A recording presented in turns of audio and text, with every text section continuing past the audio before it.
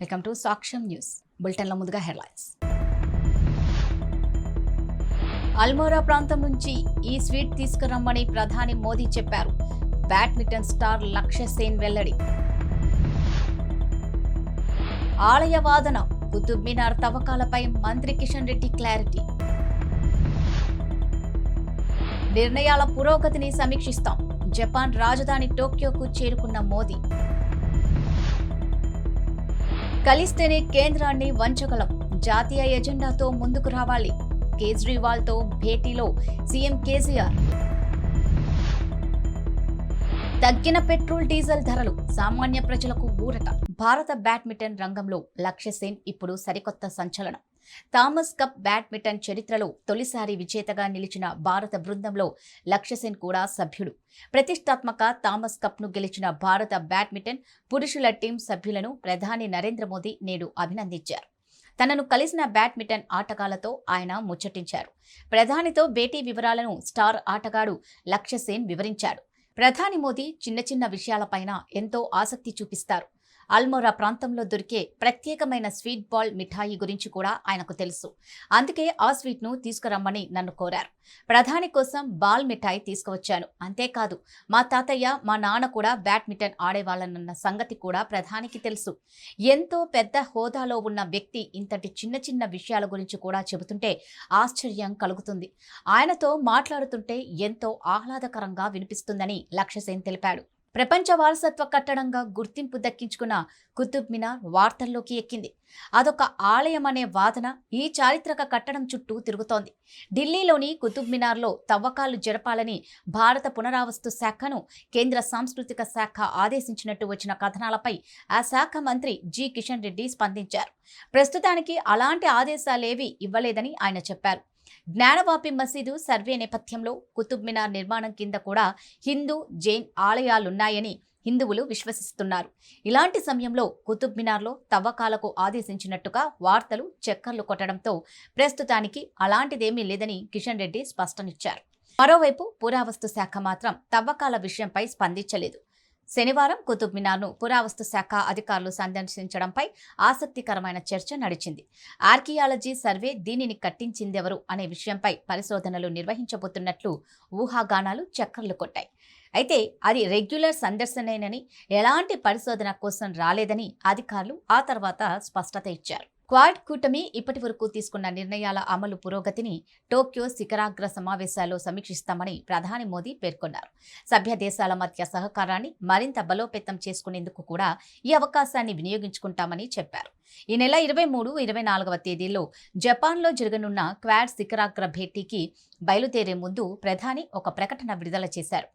ఆయా దేశాల నేతల రెండో ముఖాముఖి భేటీలో ఇండో పసిఫిక్ ప్రాంతంతో పాటు పరస్పరం ఆసక్తి ఉన్న ఇతర అంతర్జాతీయ పరిణామాలపై అభిప్రాయాలను పంచుకుంటామన్నారు.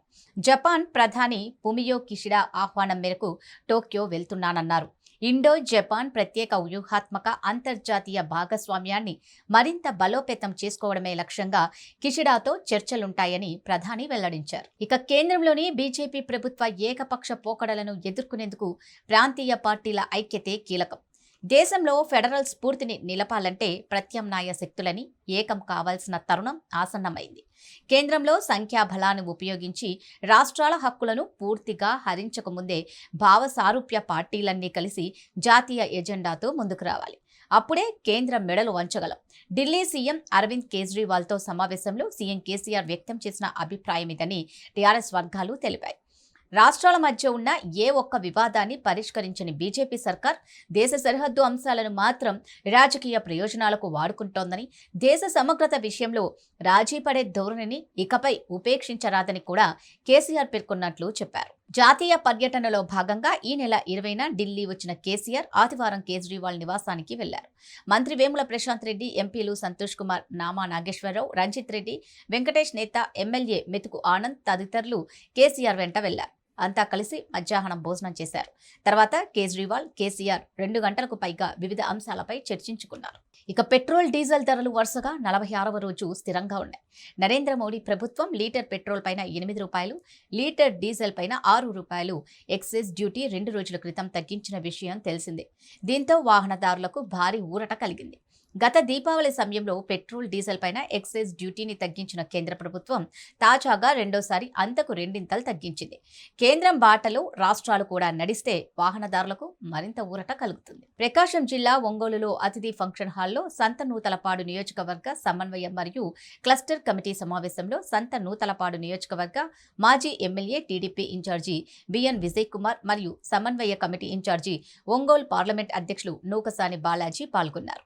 ఈ కార్యక్రమంలో నియోజకవర్గంలోని మండలాల అధ్యక్షులు, నియోజకవర్గ టీడీపీ సీనియర్ నాయకులు, వివిధ సంఘాల ప్రజా ప్రతినిధులు, మాజీ ఎంపీపీలు, మాజీ జెడ్పీటీసీ సర్పంచ్లు, మాజీ సర్పంచ్లు, ఎంపీటీసీలు, మాజీ ఎంపీటీసీ, గ్రామ పార్టీ అధ్యక్షులు, ఎస్సీ సెల్ నాయకులు, ఎస్టీ సెల్ నాయకులు, పట్టణ నాయకులు, మైనారిటీ సెల్ నాయకులు, తెలుగు యువతలు, టీఎన్ఎస్ఎఫ్ నాయకులు, రైతు సంఘ అధ్యక్షులు మరియు కార్యకర్తలు తదితరులు నాయకులు ఈ సమావేశంలో పాల్గొన్నారు.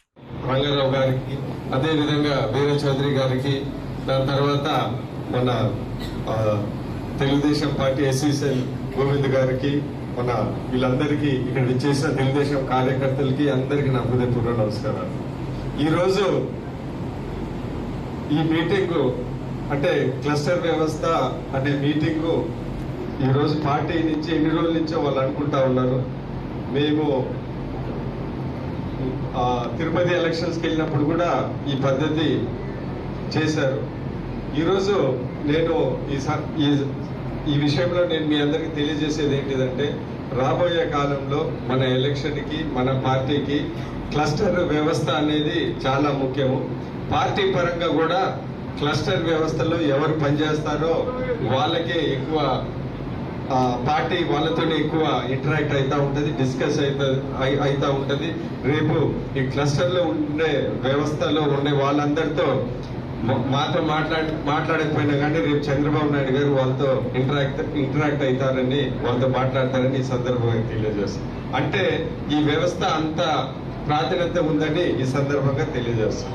ఎందుకంటే ఇందాక వీరయ్య చౌదరి గారు మిత్రులు చెప్పినట్టు ఏంటిదంటే, ఇప్పుడు బాబు ప్రభుత్వం కాదు, ఇది ఉండేది జగన్ ప్రభుత్వం.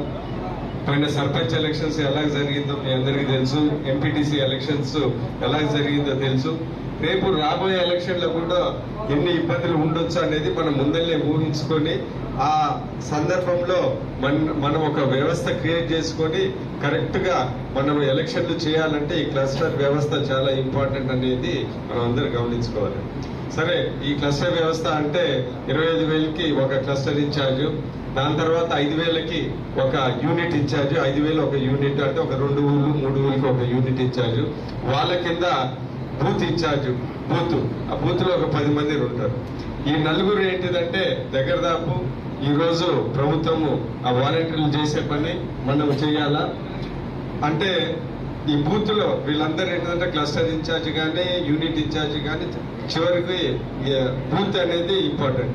ఈ బూత్ లో ఉండే 10 మందిని అక్కడ ఉన్న ఓట్లు ఎన్ని, ఎవరు ఎలాగేస్తున్నారు, ఎవరు ఏ పార్టీకి వేస్తున్నారు, ఎవరు ఎక్కడ ఉన్నారు, ఎవరు బెంగళూరులో ఉన్నారు, ఎవరు హైదరాబాద్ లో ఉన్నారు, హైదరాబాద్ వాళ్ళు పిలిస్తే మనకి తెలుగుదేశానికి వేస్తారా లేకుంటే వైసీపీకి వేస్తారా, ఇవన్నీ అంటే ఒక మంచి డీటెయిల్స్ తెలుసుకొని ఎలక్షన్ 2 రోజులు వారం ముందల కాదు, ఇప్పటి నుంచే ఈ డీటెయిల్స్ తయారు చేసుకొని మనకి ఇన్ని ఓట్లు వస్తాయని బూత్ ఇన్ఛార్జీలు గ్రౌండ్ లెవెల్లో నేను తెలియజేసేది ఏంటంటే, తెలుగుదేశం పార్టీకి ఓటేసిన వాళ్ళే మేము గుర్తిస్తామని ఈ సందర్భంగా మీ అందరికీ ఏంటంటే, ఏం చెప్పినా కానీ ఇప్పుడు ఓటేసిన వాళ్ళే విజయ్ కుమార్ నచ్చాడు అని రోడ్ల బట్టి తిట్టి నాకు ఓటేసినా కానీ అతన్ని నేను గౌరవిస్తాను, నేను విజయ్ కుమార్ చాలా మంచివాడని ఓటేస్తాను, నా ఓటేయకపోతే కాకూడదు.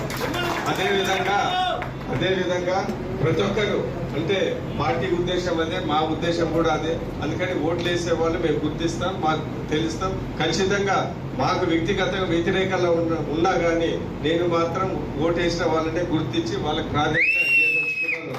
ఎందుకంటే 19 నిలబడేది గెలవడానికి, ఎవరు గెలవడానికి సహకరించారు అంటే ఎవరు నాకు సహకరించి ఓట్లు వేయించే వాళ్ళే నాకు సహకరించినట్టు లెక్క. వాళ్ళతోనే మేము చేస్తామని ఈ సందర్భంగా మీ అందరికీ తెలియదు. ఏదైనా పాత చిన్న విషయాలు పక్కన పెట్టేసి తెలుగుదేశం పార్టీని ఖచ్చితంగా ఈసారి చంద్రబాబు నాయుడు గారిని ముఖ్యమంత్రి చేయాలంటే ఇక్కడ మనందరం కలిసి పనిచేసి ఖచ్చితంగా జగన్ అంటే ఇది మామూలు తుఫాన్ టైప్ అన్నమాట. ఇది మామూలుగా ఉంటే అన్ని బాగానే ఉంటాయి. ఇప్పుడు తుఫాన్ టైప్ అంటే అందరూ ఎమర్జెన్సీగా అన్ని పక్కన పెట్టి పనులు మనం చేయాలి, ఏది ఉన్నా కానీ పక్కన పెట్టేసి ఇది చేయాలి. అందుకని జగన్ని ఈసారి ఖచ్చితంగా మనం ఓడించాలంటే మనం అందరం కలిసి పనిచేయాలని ఈ సందర్భంగా మీ అందరికీ నేను మనవి చేస్తున్నాను. సరే, ఈరోజు మనకి మహానాడు వచ్చింది. మహానాడులో ఖచ్చితంగా మనం సక్సెస్ చేయాలా. బూత్ ఇన్ఛార్జ్ ఎవరైనా వస్తే ఈ చనిపోయిన వాళ్ళంటే నువ్వు అబ్జెక్షన్ పెట్టాలా. అదేవిధంగా 2 ఓట్లు ఉన్న వాళ్ళని కూడా నువ్వు అబ్జెక్షన్ పెట్టచ్చు. అదేవిధంగా ఇతరి బయట ఉన్న వాళ్ళు ఒకవేళ హైదరాబాద్ లో ఉన్నారు, ఎవరు ఉన్నారు హైదరాబాద్ లో ఉన్న వాళ్ళు ఇక్కడ ఓట్లు వేస్తూ ఉంటారు. సో ఇలాంటివన్నీ పర్ఫెక్ట్ గా చేసి అన్ని అవగాహన ఉంటే మన దగ్గర ఊర్లలో ఒక 50-60 ఓట్లు మనము తగ్గించవచ్చు. 50-60 ఓట్లు తగ్గిస్తే దాదాపు ఒక 100-120 మెజార్టీ అక్కడనే మన ఆర్గనైజేషనల్ గానే మనం తెచ్చుకున్నట్టు ఇది మనకు మనం తెలియజేసుకోవచ్చు. నేను ఇదన్నీ ఎందుకు చెప్తానంటే రేపు వచ్చినప్పుడు ఈ వైఎస్ఆర్ ప్రభుత్వం, జగన్ ప్రభుత్వం ఎలక్షన్ టైంలో ఏం చేస్తారో మనకు తెలియదు. కాబట్టి మనం ఈ వ్యవస్థను గట్టిగా ఉన్నప్పుడు అన్ని విషయాలలో, ఈ విషయాలలో కానీ, ఓట్లు తెచ్చుకునే విషయాలు కానీ, ఒకవేళ దౌర్జన్యం చేసిన విషయాలలో కానీ మనం రెడీగా ఒక పద్ధతి ప్రకారం ఒక ఇన్ఫర్మేషన్తో ఉండాలా. అదేవిధంగా రేపు ఒకవేళ ఎవరైనా ₹2 పంచాలనుకుంటే ఎంత ఇబ్బందులు పడతారు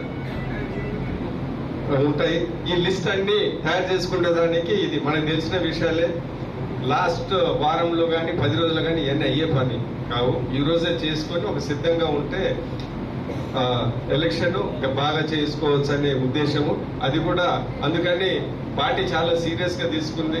అందుకని క్లస్టర్ ఇన్ఛార్జ్ అంటే మనకున్న అవైలబుల్ పర్సన్స్ లో మంచి గట్టి నాయకుడే క్లస్టర్ ఇన్ఛార్జ్ తీసుకోవాలి. అందుకని నా ఉద్దేశం ఏంటంటే మంచి బాగా పలుకుబడి ఉన్న వాళ్ళు, అన్ని విషయాలు తెలిసిన వాళ్ళు, ఇప్పుడు ప్రసాద్ అలాంటి వాళ్ళని క్లస్టర్ ఇన్ఛార్జ్ తీసుకోవాలి. ఎందుకంటే పార్టీ దృష్టిలో అదే చాలా ఇంపార్టెంట్. అందుకని నేనేంటిదంటే క్లస్టర్ ఇన్ఛార్జ్ అంటే నేను చెప్పేది ఏంటిదంటే మన పార్టీ ఇప్పుడున్న వ్యవస్థలో అందరికన్నా ఎక్కువ.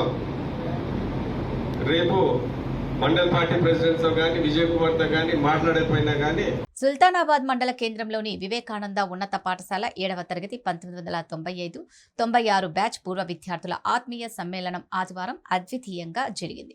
పాఠశాల విద్య పూర్తయి 25 ఏళ్లు గడిచిన సందర్భంగా వారు ఈ ప్రత్యేక కార్యక్రమాన్ని సుల్తానాబాద్ యశోద నరహరి ఫంక్షన్ హాల్లో నిర్వహించారు. తమకు విద్యాబుద్ధులు నేర్పిన గురువులను సుమారు 20 మంది పూర్వ విద్యార్థులు ఒకచోట కలుసుకోవడం ఒక్కసారిగా అందరూ చిన్నపిల్లలైపోయారు. ఒకరినొకరు చేతిలో చేయి వేసుకుంటూ ఆలింగనం చేసుకుంటూ అందరినీ ఒకసారి చూసేసరికి కళ్ళల్లో ఆనంద బాష్పాలు వచ్చేశాయి. పాత జ్ఞాపకాలు నెమరు వేసుకున్నారు. జ్యోతి ప్రజ్వలన చేసి కార్యక్రమాన్ని ప్రారంభించారు. అనంతరం విద్యార్థులు దేశభక్తి గీతాలపన చేశారు. వివేకానంద పాఠశాల ఉపాధ్యాయులు ప్రసంగిస్తూ విద్యార్థులు పాఠశాలలో గడిపిన రోజులు జ్ఞాపకాలను నెమరేసుకున్నారు. తాము ఈ స్థితికి చేరుకోవడానికి ఉపాధ్యాయులు నింపిన స్ఫూర్తి, నేర్పిన విద్య కారణమని గుర్తు చేసుకున్నారు.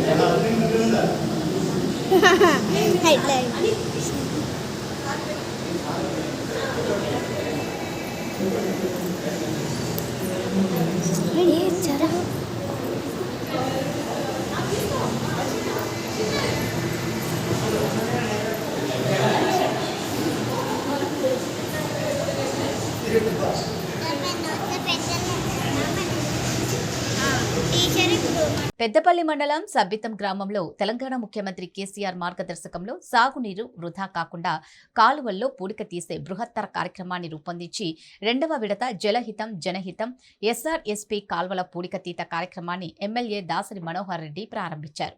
ఈ కార్యక్రమంలో ఎంపీపీ బండారి స్రవంతి శ్రీనివాస్, జెడ్పీటీసీ బండారి రామ్మూర్తి, సర్పంచ్ సదయ్య, ఉప సర్పంచ్ శ్రీనివాస్, రైతు బంధు గ్రామ అధ్యక్షుడు రవీందర్, నూనె కిష్టయ్య, గ్రామపాలక వర్గం, ఇండ్ల రమేష్, ఎంపీఓ, ఎస్ఆర్ఎస్పీ అధికారులు, రైతులు, గ్రామ ప్రజలు తదితరులు పాల్గొన్నారు.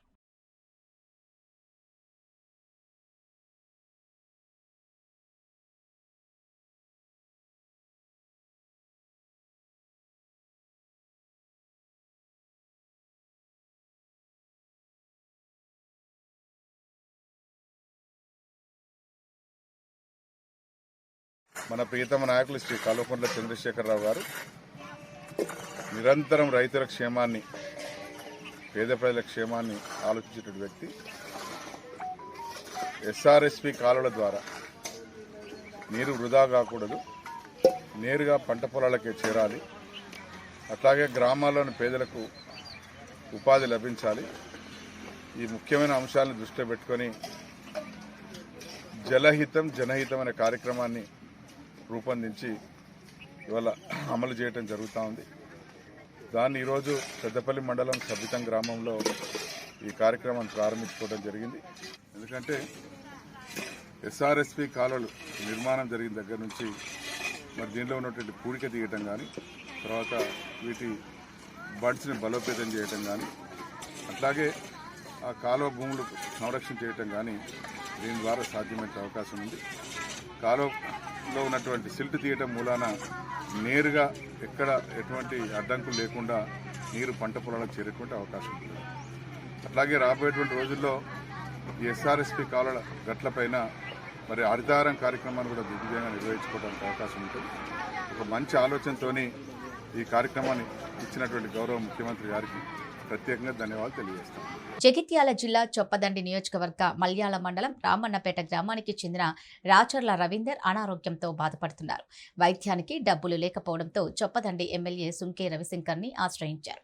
స్పందించిన ఎమ్మెల్యే రవిశంకర్ తన మానవత్వాన్ని చాటుకున్నారు. అండగా నేను మీకు ఉన్నానంటూ బాసటగా నిలిచారు.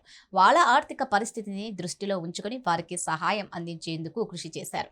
వైద్య ఖర్చుల నిమిత్తం ప్రభుత్వం ద్వారా 4 లక్షల రూపాయల ఎల్ఓసిని వారి కుటుంబ సభ్యులకు అందజేశారు.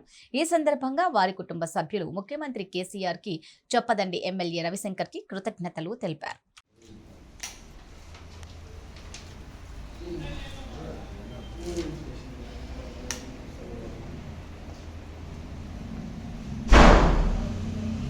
ఖమ్మం పట్టణంలో టీడీపీ పార్టీ ఆధ్వర్యంలో ఖమ్మంలో మినీ మహానాడు కార్యక్రమం ఘనంగా నిర్వహించారు.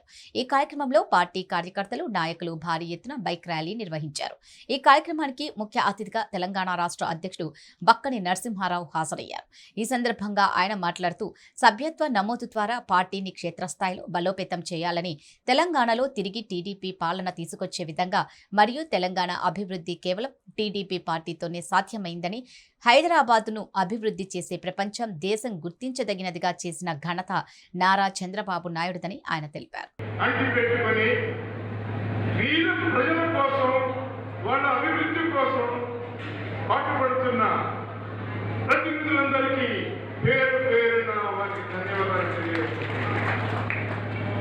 అంతేకాదు,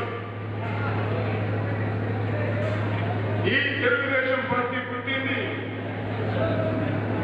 బడుగు వర్గాల మీద ప్రజల కోసం. ప్రజలే నాకు దేవుడు, ఈ సమాజమే నాకు దేవుడు. ఈ తెలుగుదేశం పార్టీ పుట్టింది మేధావుల మస్తిష్కం నుంచి కాదు, శ్రామికుల సమగ్ర జీవనం నుంచి పుట్టింది ఈ తెలుగుదేశం. కార్మికుల చెమట బిందువుల నుంచి పుట్టింది ఈ తెలుగుదేశం. కర్షకుల కష్టాల నుంచి పుట్టింది ఈ తెలుగుదేశం. ఈ తెలుగుదేశం పార్టీ మీది. మీ అందరి ప్రజాస్కంధాల మీద పార్టీ అభివృద్ధిని పరిచే విధానాన్ని, విధిని కూడా ఏర్పాటు చేశారు. అంతేకాదు, ఈ తెలుగుదేశం పార్టీ అన్నమో రామచంద్రాన్ని అనుమతించే అడుగు వర్గాల మీద ప్రజల కోసం, వారి అభివృద్ధి కోసం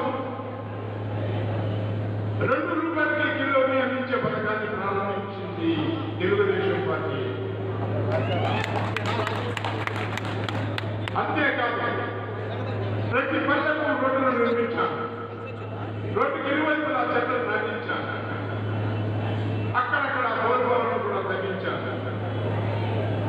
విద్యార్థులకు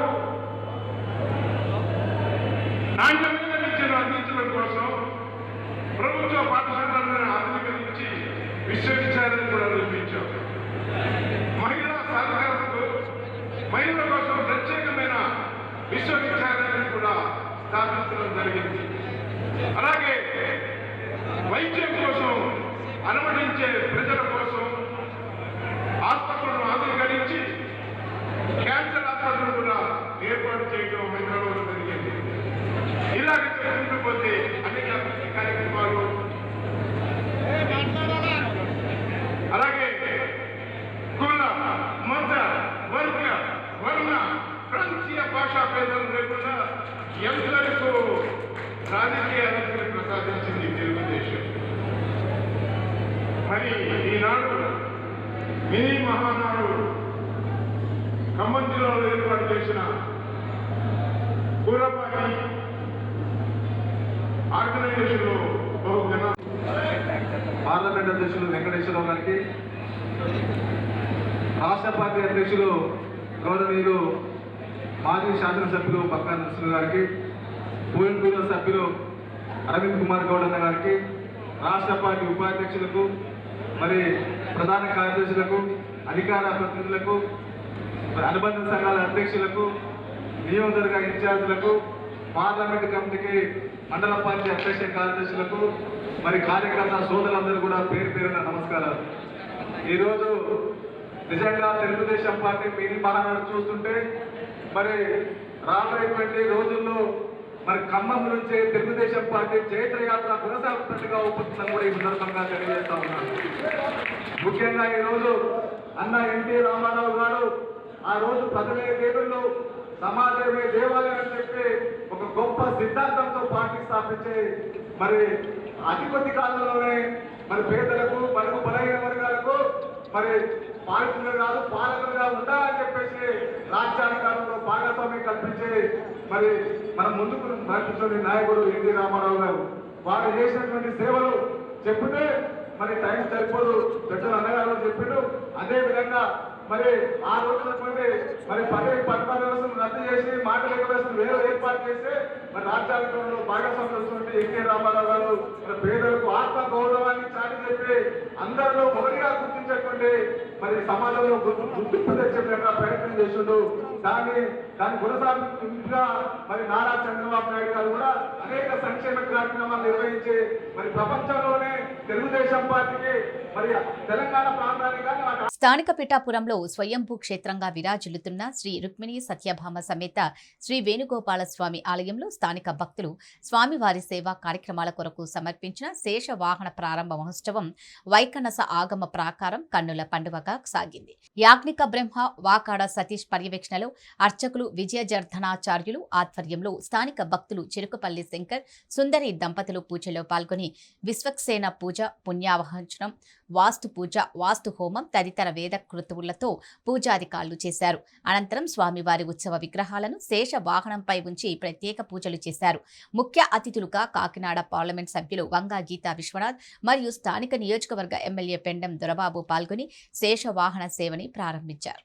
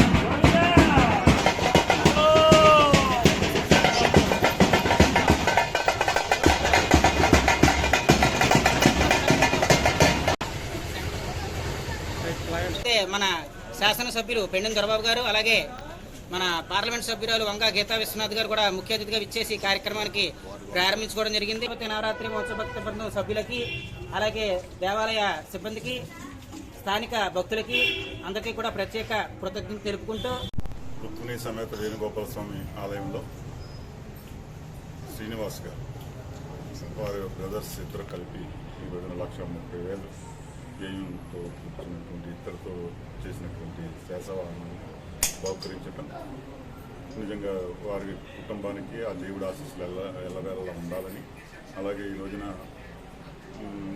ఈ ఆలయంలో ఎంతో ప్రసిద్ధి చెందినటువంటి పూర్వ చరిత్ర కలిగినటువంటి ఈ ఆలయంలో ఇక్కడ మనం ఒక 50 లక్షల రూపాయలు ఆల్రెడీ శాంక్షన్ చేయించడం జరిగింది. కానీ అది సీజీఎఫ్లో శాంక్షన్ చేయించడం జరిగింది. దానికి 33% కట్టవలసిన పరిస్థితుల్లో ఈ టెంపుల్ నుంచి కట్టే పరిస్థితి లేదు కాబట్టి మరలా వేరే రకంగా దాన్ని ఆలోచన చేస్తా ఉన్నాం. అది ఏ రకంగా భర్తీ చేసి ఆ 50 లక్షల రూపాయలు వచ్చింది. దీనికి ఒక హాలు నిర్మించి వీరికి ఇవ్వడానికి ఆలోచనలో ఉంది.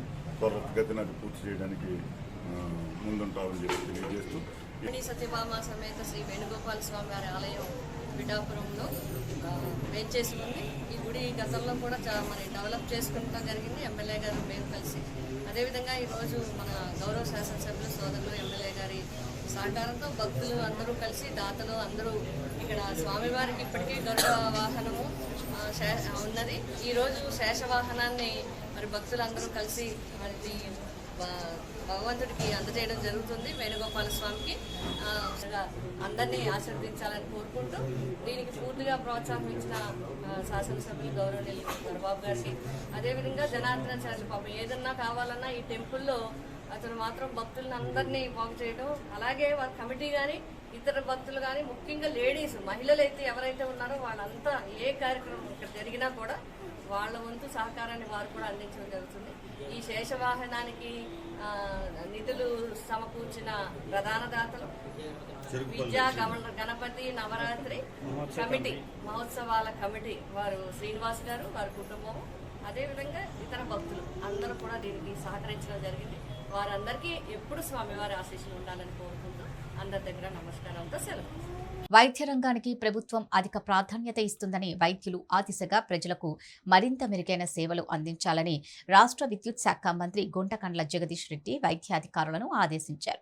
శనివారం స్థానిక జనరల్ ఆసుపత్రిలో నూతన డైట్ పాలసీని జిల్లా కలెక్టర్ టి వినయ్ కృష్ణారెడ్డితో కలిసి ఆయన ప్రారంభించారు. ఈ సందర్భంగా ఆయన మాట్లాడుతూ ప్రభుత్వం వైద్య రంగానికి అధిక ప్రాధాన్యత ఇస్తుందని, ప్రజలకు మరింత మెరుగైన సేవలు అందించేందుకు రాష్ట్రంలో అన్ని ఆసుపత్రులలో అధునాతన పరికరాలు అందించడం జరిగిందని అన్నారు.